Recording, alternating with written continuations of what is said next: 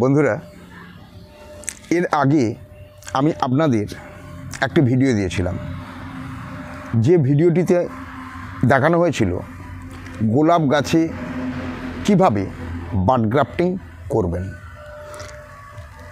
তো সেই ভিডিও অনুসরণ বা অনুকরণ করে আমার খুব প্রিয় ভিউয়ার্সরা অনেকেই চেষ্টা করেছেন বাড গ্রাফটিং করে তাদের কিছু পছন্দের গোলাপ গাছ তৈরি করার জন্য।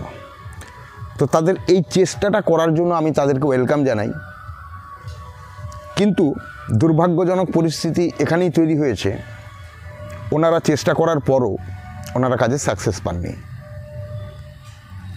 অনেকের ক্ষেত্রেই কারো 2-3 পিস ভালো আছে, বাকি নষ্ট হয়েছে, কারো বা সম্পূর্ণ নষ্ট হয়ে গেছে। এই পরিস্থিতিতে দাঁড়িয়ে যে জায়গাগুলো সবচেয়ে বেশি গুরুত্বপূর্ণ সেই জায়গাগুলো না আলোচনা করলেই নয়। তাই আজকে আমি এই সাবজেক্ট তাদেরকে ডেডিকেট করছি যাদের বিন্দুমাত্র হয়নি, চেষ্টা করেছেন 100% ল্যাপস। যাদের 50% হয়েছে, ওকে, চেষ্টা করুন, সুন্দরভাবে আস্তে আস্তে পার্সেন্টেজ বাড়তে থাকবে, সাকসেস রেট বাড়তে থাকবে। আর যারা চেষ্টা করেছেন একটাও হয়নি, তাদের জন্য বলি আবার চেষ্টা করুন, অবশ্যই হবে, হতে বাধ্য, না হয়ে উপায় নেই। তার কারণ এখানে কোনো মন্ত্রপুত কোনো কিছু ব্যবহার করা হয় না, যে মন্ত্রপুত কোনো কিছু ব্যবহার করে তৈরি করা হচ্ছে, যা কিছু হচ্ছে সম্পূর্ণ হাতে কলমে। এই সাবজেক্টের মধ্যে হয়তো আপনি প্রথমবার চেষ্টা করছেন, তাই আপনি সাকসেস পাননি। কিছু কিছু জায়গায় ভুল হয়েছে, অবশ্যই হাইলাইটস করে দেবো কোন কোন জায়গাগুলো ভুল ছিল আর কী কারণে আপনি সাকসেস পাননি। তো যারা সাকসেস পাননি তাদের উদ্দেশ্যে বলি, ট্রাই এগেন। দেখুন, একটাও ঠিক করতে পারেনি, সব নষ্ট হয়েছে, পুনরায় চেষ্টা করুন। দেখুন, 10টা করবেন, তার মধ্যে 3টে ঠিক হবে। আবার পুনরায় চেষ্টা করবেন, 10টা করবেন, তার মধ্যে 5টা ঠিক হবে। আবার পুনরায় চেষ্টা করুন, 10টা করবেন, 7টা ঠিক হবে। এইভাবে ধীরে ধীরে ধীরে ধীরে সাকসেস রেট বাড়তে থাকবে।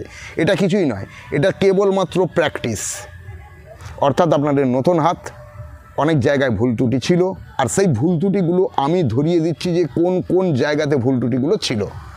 নমস্কার, আমি প্রণব, আপনারা দেখছিলেন এতক্ষণ মডেল নার্সারি বালিচক চ্যানেল, যে চ্যানেলের প্রত্যেকটি ভিডিও আপনাদের বাগানকে সুন্দর থেকে আরও সুন্দর করতে সাহায্য করবে। অর্থাৎ আজকে আর সময় নষ্ট না করে বাড গ্রাফটিং করতে গিয়ে কোন কোন সমস্যার মুখে পড়েছেন, যার ফল রেজাল্ট বেটার হয়নি, সেই সাবজেক্ট আলোচনা আজ আমি আপনাদের সঙ্গে শেয়ার করছি। অর্থাৎ বাড গ্রাফটিং করার সময় কিছু কিছু সতর্কতা বা সাবধানতা অবলম্বন করা দরকার, যেগুলো প্রথম পয়েন্ট আপনার বাড কালেকশান। অর্থাৎ আপনি যখন বাড কালেকশান করছেন, তখন বাড কালেকশান করার সময় আপনি কিভাবে বাড কালেকশান করছেন আমি দেখিয়ে দিচ্ছি পুনরায়, যে আপনি বাডটা যখন কালেকশান করবেন কি ধরনের বাড কালেকশান করবেন। দেখুন, এখানেও কতগুলো বাড হয়েছে, খুব ভালো করে দেখুন।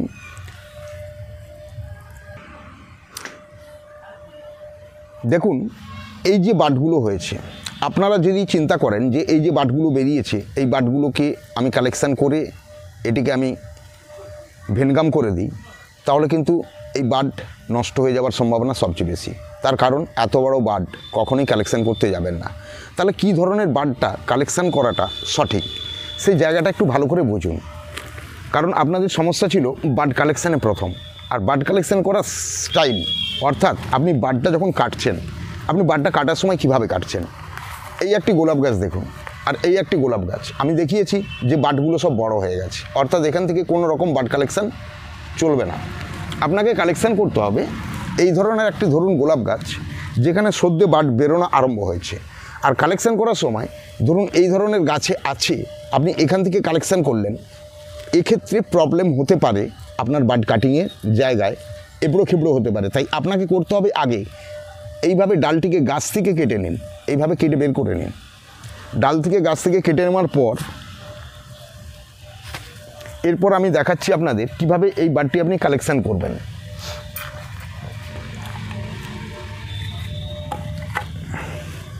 দেখুন, এই যে ডাল, এখানে বাডগুলো কীরকম আছে দেখুন। দেখুন, ছোট্ট ছোট্ট মুড়ি, এর চেয়েও ছোটো বাড হলে আরও ভালো হয়।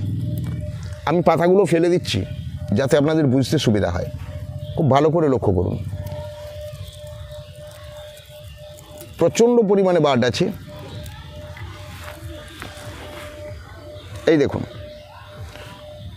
এই বার্ডগুলো কালেকশন করার সময় আপনাকে নিতে হবে এই ধরনের একটি একদম নতুন ধারালো ব্লেড। এরপর আপনাকে করতে হবে বার্ডটিকে ওপর লেভেল থেকে চেঁচে তুলতে হবে। তোলার সময় হালকা একটু কাষ্ঠল অংশ এর সঙ্গে উঠবে, অর্থাৎ এই ধরা হবে, এইভাবে চেঁচে নেওয়া হবে বার্ডটি।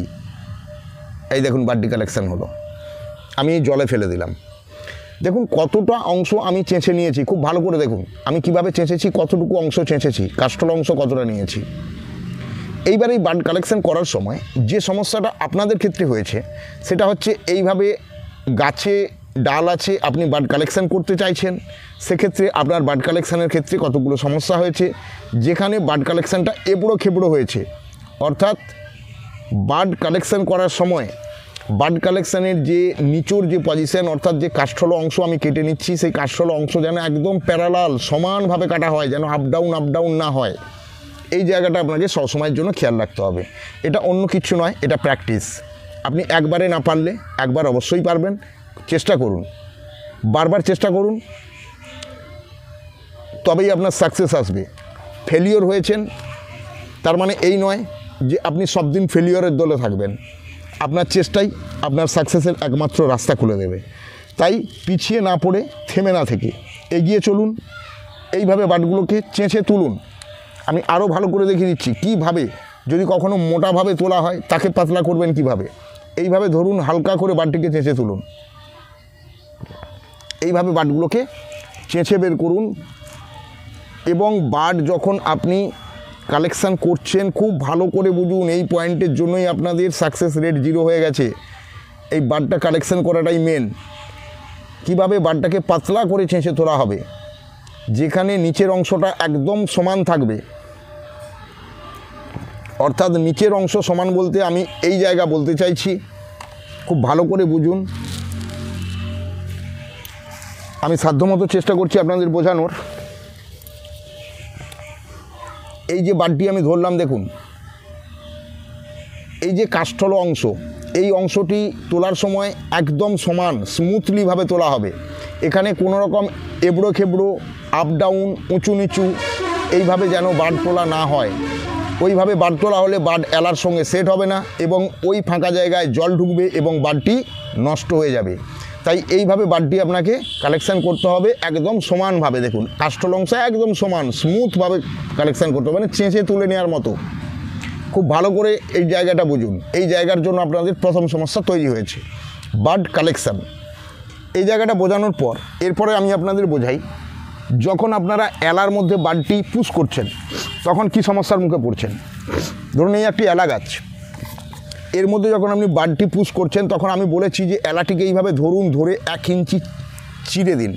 চিড়ে দেওয়ার পর এই ধরনের একটা কিছু নিয়ে আস্তে করে এই দিকে চাপ দিন, ছোলের দিকে চাপ দিন। চাপ দিয়ে এইভাবে এলার ভেতর অংশটাকে পরিষ্কার করুন। খুব ভালো করে দেখুন, আমি এই দিক থেকে চাপ দিয়ে দেখাচ্ছি। এই দেখুন, আমি যখনই চাপ দেব খুব ভালো করে দেখুন এলার ভেতরের অংশটি পরিষ্কার হয়ে যাচ্ছে। এই দেখুন, এই হচ্ছে পরিষ্কার অংশ, অর্থাৎ কাষ্ঠল অংশটা বেরিয়ে গেল। এরপরে আমার কাজ হচ্ছে এই যে বার্ড, এই বার্ডটিকে ধরা খুব সাধারণভাবে।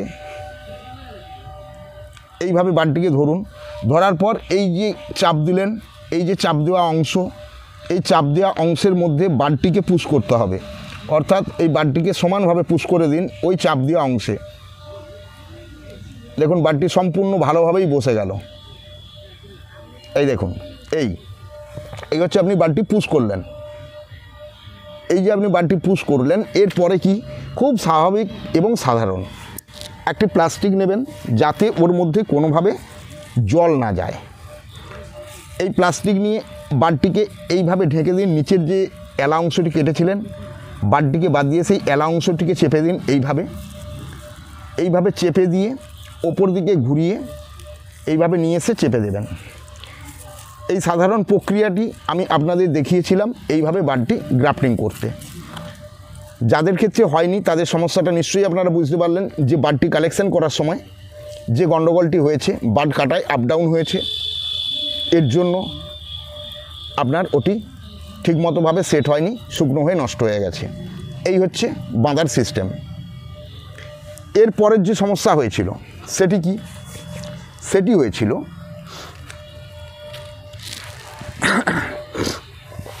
এই গাছটি বাঁধার পরে আপনার যে কাজ করা উচিত সেটি হচ্ছে এটিকে ছায়রার মধ্যে রাখা 7 দিন 10 দিন, তারপর এটিকে রোদের জায়গায় নিয়ে যাওয়া। তো অনেকেই বলেছেন যে আপনারা বাঁধ বেঁধেছেন, বাঁধগুলো একদম সুন্দর আছে, সবুজ আছে, কিন্তু দাদা বাড়ছে না, বাঁধগুলো যেমনের বেঁধেছি তেমনই আছে। তো সেক্ষেত্রে কি সমস্যা হয়েছে? সেক্ষেত্রে সমস্যা হয়েছে এই ধরনের প্যাকেটে, প্রথম কথা যারা এলা তৈরি করে রাখেননি তাদের ক্ষেত্রে সমস্যা একটা হতে পারে যে প্যাকেটে এলা থাকলে, ছোট্ট প্যাকেটে আমি এতে জল না দিলে আমি জলটা টাইট করতে পারছি, অর্থাৎ আমি প্রয়োজনে জল দেব, আমার যখন মনে হবে যে জল দেওয়ার দরকার তখন আমি জল দেব, আবার যখন মনে হবে যে না এখন জল দেওয়ার প্রয়োজন নেই আমি একে জল দেব না, এ কিন্তু খুব সহজেই শুকনো অবস্থায় থাকবে। বাট যাদের বাড়ছে না তাদের যে প্রবলেম সেটা হচ্ছে ওয়াটারিং প্রবলেম, অর্থাৎ আপনারা জল অতিমাত্রায় ব্যবহার করছেন, তার ফলে বাট বাড়ছে না। এইভাবে ছোট প্যাকেটের উপরে রাখলে, প্যাকেটটিকে শুকনো অবস্থায় রাখুন, দেখবেন বাটটি সুন্দর বেড়ে যাবে। এটি হচ্ছে দ্বিতীয় যাদের প্রবলেম ছিল যে বাট বাড়ছে না কোনোভাবে, একই রকম আছে, যারা আমায় মেসেজ করে জানিয়েছেন তাদের উদ্দেশ্যে বলছি আপনারা জলটিকে কন্ট্রোল করুন, প্রয়োজনে এটিকে মাটির টবে বসিয়ে দিন, জলটি কন্ট্রোল করতে পারবেন, জলটি টাইট দিতে পারবেন এবং বাটটি সহজে বেড়ে যাবে। যারা তুষের প্যাকেটে বসিয়েছেন, এই তুষের প্যাকেটে বসানোর ফলে কী হচ্ছে, জল আপনার প্রত্যেক দিন দিতে হচ্ছে, এর ফলে এখানে জল টান করা একটু কষ্ট, তাই সঙ্গে সঙ্গে তুষের প্যাকেটে বসাবেন না, বাট বাঁধার পর এই অবস্থায় রাখুন 15-20 দিন, তারপর তুষের প্যাকেটে করবেন, তাহলে আপনি বাটটি সহজেই বাড়াতে পারবেন।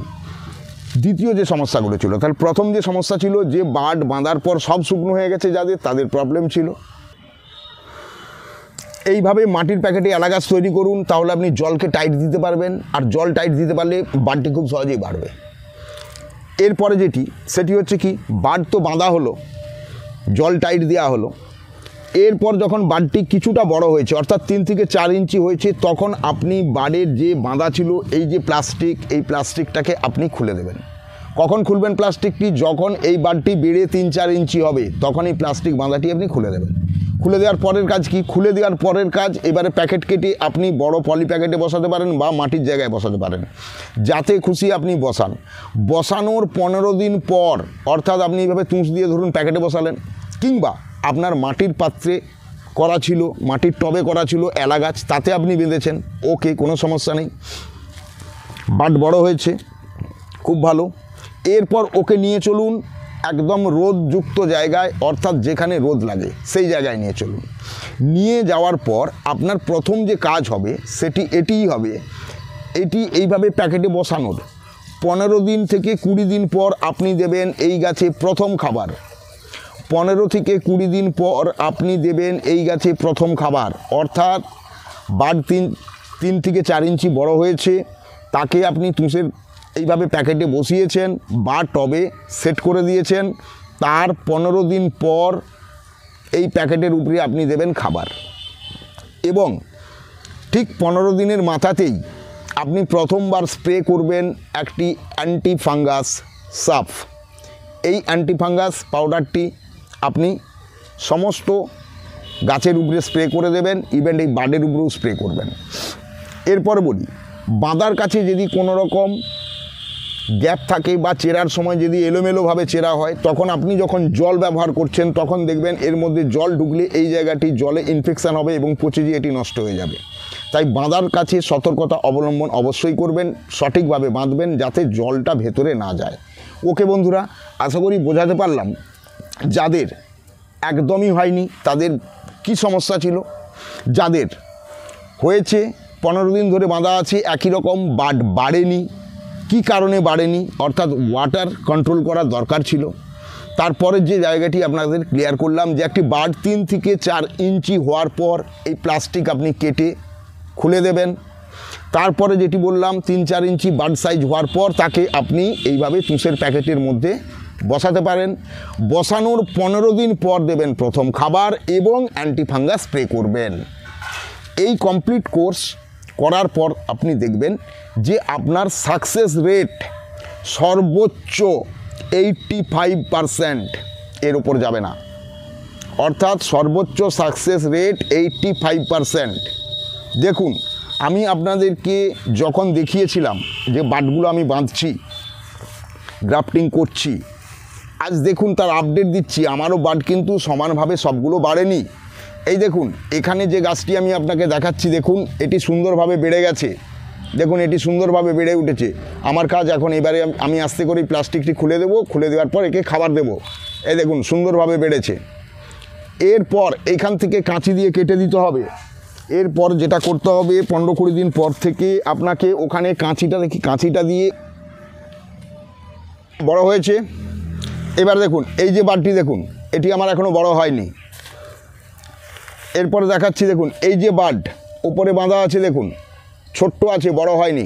জল টাইট দিতে হবে, জল যত টাইট দেবো বাটটি বড় হবে। এইভাবে দেখুন আরেকটি দেখাচ্ছি, দেখুন এই দেখুন সুন্দরভাবে বাট বড় হয়েছে। দেখুন দারুণভাবে বড় হয়েছে। দেখুন